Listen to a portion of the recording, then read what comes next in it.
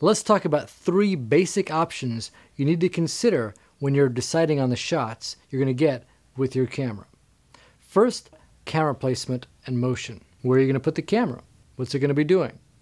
The default position for a camera is positioned at eye level to your actor, whoever's talking, and just slightly off axis.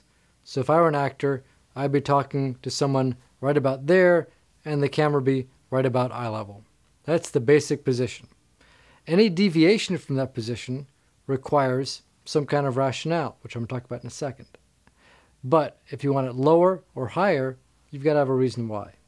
Lens selection, which is primarily concerned with angle of view and depth of field. So here are a few guidelines to keep in mind when you're considering what lens to put on the camera. On a 35mm camera, a 50mm lens most closely approximates the normal human field of vision. So if you want something to look really normal, use a 50mm lens.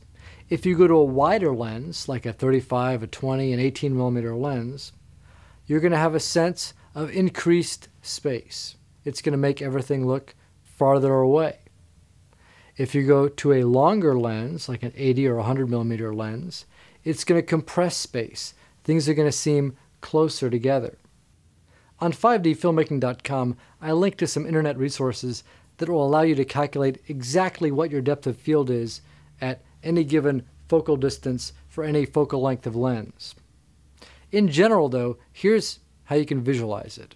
The larger the aperture and the longer the lens, the shallower the depth of field.